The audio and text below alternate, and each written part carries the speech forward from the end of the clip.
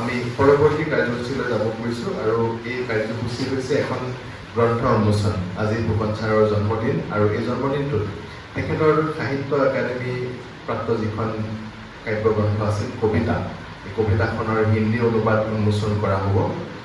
কবিতাখিনি হিন্দীলৈ অনুবাদ কৰিছিল বিনোদ ৰিংগানিয়া ডাঙৰীয়াই, তেখেত আমাৰ মাজত আছে আৰু গ্ৰন্থখন উন্মোচন কৰিবলৈ আন এগৰাকী বিশিষ্ট অনুবাদক দিনকৰ কুমাৰ ডাঙৰীয়াক আমন্ত্ৰণ জনোৱা হৈছিল। মই দিনকৰ দাক অনুৰোধ জনাইছোঁ নীলমণি ফুকনৰ কবিতাৰ হিন্দী অনুবাদ পঢ়ুৱৈ এসাঁজ আনুষ্ঠানিকভাৱে অৰ্পণ কৰিবলৈ। এই কাব্যগ্ৰন্থখন সাহিত্য একাডেমীয়ে প্ৰকাশ কৰি উলিয়াইছে। মই কেইবাৰকে অতিথিকো এই অনুষ্ঠানত ভাগ ল'বলৈ অনুৰোধ জনাইছোঁ।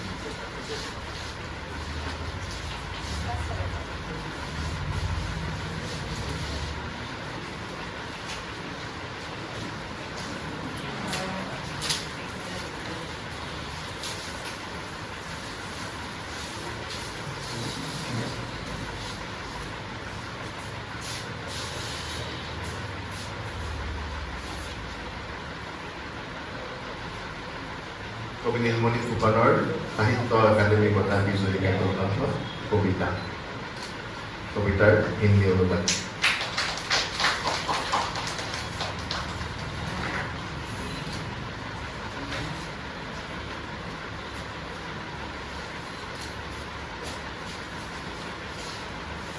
মই অনুবাদক বিনোদ ৰিংগানিয়া ডাঙৰীয়াক আন্তৰিক অভিনন্দন জ্ঞাপন কৰিছোঁ। আমাৰ ফালৰ পৰা আন্তৰিক কৃতজ্ঞতা জ্ঞাপন কৰিছোঁ।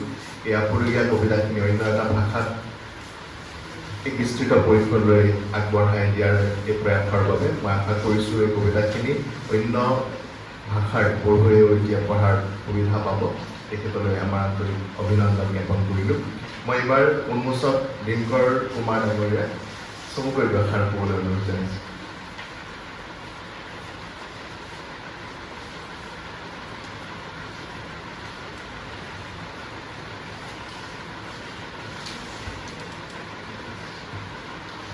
मंच पर उपस्थित गणमान्य अतिथि, सभागार में उपस्थित गणमान्य अतिथि, आप सबको नमस्कार।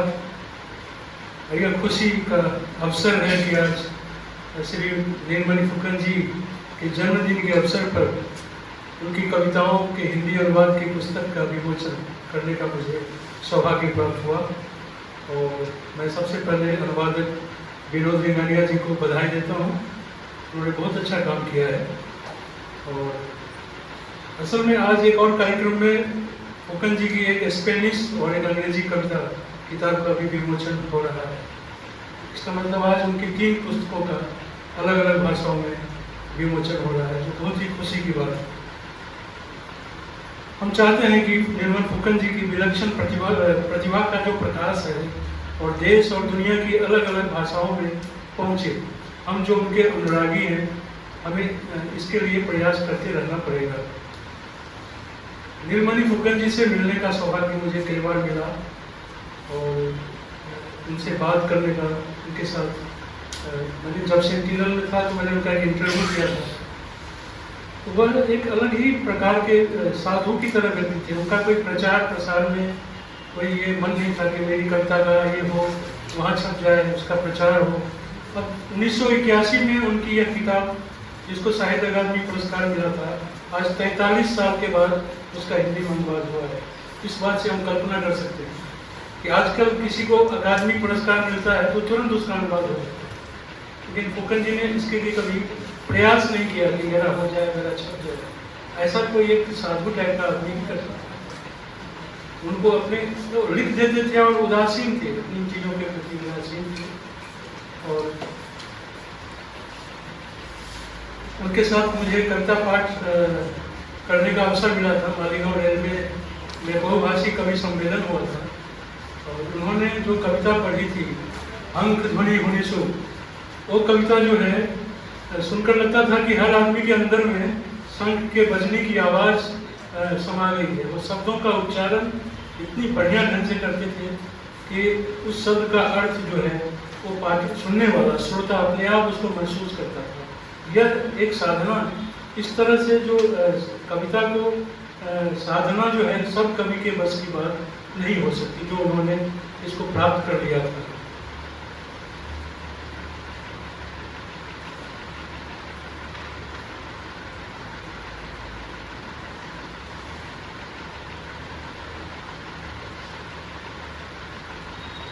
तो जैसे उनका जो मुझे लगता है कि उनकी जो रचनाएं हैं वो एक तरह से एक इस तरह की है जैसे कि कोई कोयल गा रही है तो कोयल ये नहीं चाहती कि मेरी आवाज़ कौन सुन रहा है, या कोई जंगली फूल है तो उसको इस बात की कोई ज़रूरत नहीं कि उसको कौन देख रहा है, उसकी सुंदरता को कौन देख रहा है। उसी तरह फुकन जी की जो कविताएं हैं वह एक अपने आप में एक साधना की तरह है।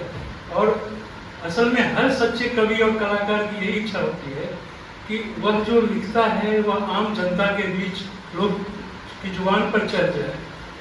जब मिर्जा गालिब को पता चला कि उनकी रचनाएं कोठे की तवायत गाती है, रास्ते के भिखारी उसको गाकर भीख मांगते हैं, इसका मतलब है कि वह अमर हो गए। यह जो आम जनता ने जब किसी कवि को अपना लिया तो उसे वह अमरता मिल जाती है। और यही एक सच्चे कलाकार की कवि की उपलब्धि होती है।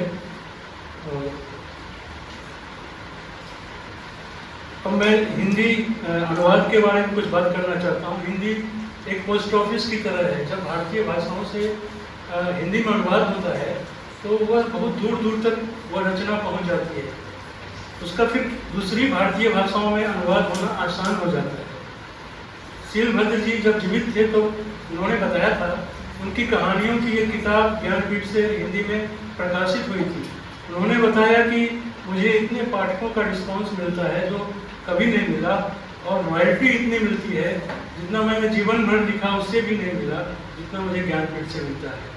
और आपको आश्चर्य होगा कि हिंदी में जैसे विमल मित्र थे जो साहेब बीबी गुलाम उपन्यास इस पर फिल्म बनी थी, उन्होंने साथ कहा था कि मुझे बंगला में भी लोग इतना प्यार नहीं करते जितना हिंदी में अनुवाद होने के बाद मुझे इतना प्यार मिलता है। इसका अर्थ है कि हिंदी एक पोस्ट ऑफिस है, यहाँ आप अपना डाल दीजिए अनुवाद और जगह जगह वो चीज़ पहुँच जाती है।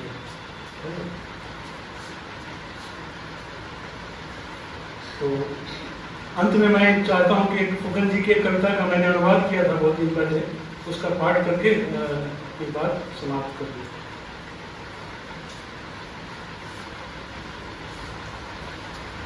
आश्विन मास की रात इंद्रमालती फूल रो रहे थे, उठकर जाकर देखा गांव की एक गोधुली की तरह तुम्हारी हंसी सुपारी के पेड़ पर लटक रही है। गलती से तुम्हें बिछौने पर टटोलता फिर रहा था, तुम तो पहाड़ की तलहटी में तिल फूल बनकर खिले हुए हो। हमारे प्रथम शिशु की मृत्यु के दिन हम दोनों आंसू बहाते हुए सोच रहे थे धरती के तमाम लोगों को बुलाकर एक ही जगह अगर हम साथ साथ रह पाते। नेत्रहीन वृद्ध ने अपराह्न के आकाश में एक नीली चिड़िया को उड़ाकर भर्राई आवाज में हमसे कहा था, लोगों से कहना उनकी दुनिया में कोई किसी को कभी पहचान नहीं पाया। इतने दिनों तक लौट कर नहीं आए श्याम वर्ण के नाविकों की बातें हम कर रहे थे। फैलाए गए केले के पत्तों से ओस की तरह बूंद बूंद अंधेरा टपक रहा था। धन्यवाद। দিনকৰ কুমাৰ ডাঙৰীয়া আমি আন্তৰিক ধন্যবাদ আৰু কৃতজ্ঞতা জনাইছোঁ। ভালেমান অসমীয়া কবি কবিতা তেখেতে হিন্দীলৈ অনুবাদ কৰিছে আৰু ইয়াৰ এক বিস্তৃতি দিছে তেখেতৰ এই মহৎ কাৰ্যৰ কাৰণে তেখেতক আমাৰ ধন্যবাদ আৰু কৃতজ্ঞতা সদায় আছে। আমাৰ মাজত বিনোদ লিংগানীয়া ডাঙৰীয়া যিহেতু আছে, আমি তেখেতৰ পৰা দুআষাৰ শুনিব বিচাৰিম আৰু তেখেতে অনুবাদ কৰা কবিতাৰ এটা কবিতা আমি শুনিব তেখেতক মই অনুৰোধ জনাইছোঁ।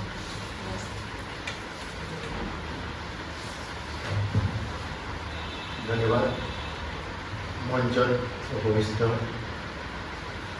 সভাপতি মহোদয় আৰু বিজ্ঞসকল, মোৰ আগত বহি থকা জ্ঞানী গুণীসকল,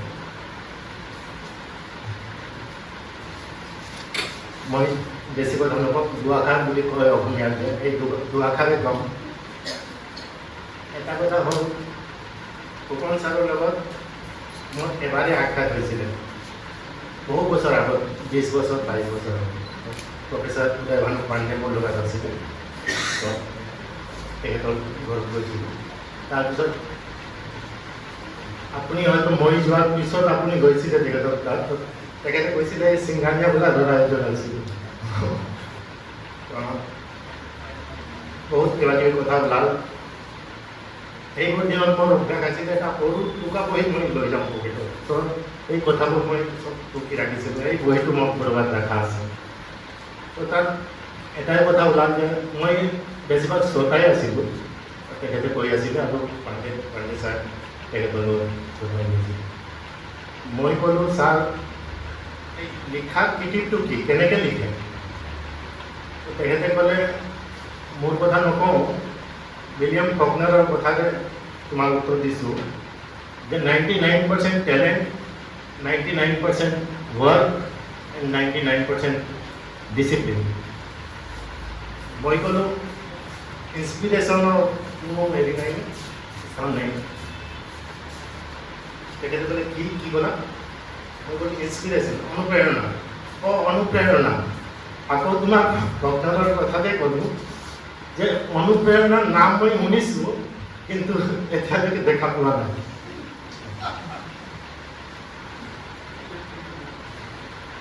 তেখেতৰ এই কবিতাবোৰ অনুবাদ কৰোঁতে প্ৰতিটো কবিতাতে এটা নতুন অভিজ্ঞতা হ'ল, নতুন শব্দ, প্ৰতিটো কবিতাত এটা দুটা মই নতুন শব্দ শিকিলোঁ।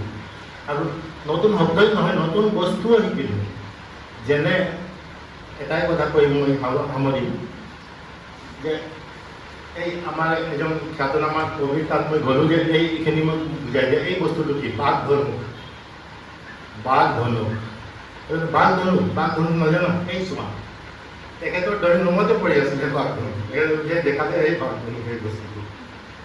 তাৰপিছত সাহিত্য একাডেমীৰ পৰা মোক ফোন কৰিলে, বাঘ ধনু কি আৰু তুমি হেৰি দি দিয়া, ফুটনট দি দিয়া। ফুটনট মই দিলোঁ এটা।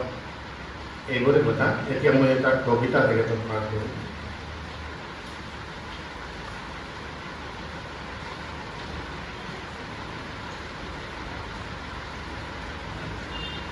ইয়াত অসমীয়া শীৰ্ষক কি আছিলে পাহৰিলোঁ মই, হিন্দীত আছে, মুঠ्ठी मुट्ठी काट कर तेरे ढेकिया की उंगलियां। मुट्ठी मुट्ठी काट कर तेरे अपने ढेकिया की उंगलियां, आजरा के अंधेरे में तू ही बेचती है। भाई किस गांव में घर है तेरा, मरते हैं क्या लोग वहाँ? गड्ढे में रोकती हो क्या आग का पौधा, पोखर में जिलाती हो क्या माछ, आया क्या लौट कर आदमी तेरा? आधी रात को दीवार की खिड़की से घुस आती है क्या नदी, भाई तू रसोई घर में लौकी के खोल में सहेजती है दिन। जगी आंखों से तू जलाती है आंगन की में कृष्णा का अंधेरा, भाई किस गांव में घर है तेरा? लगाती है क्या तू फटे कलेजे पर मेहंदी? धन्यवाद। धन्यवाद प्रियंका।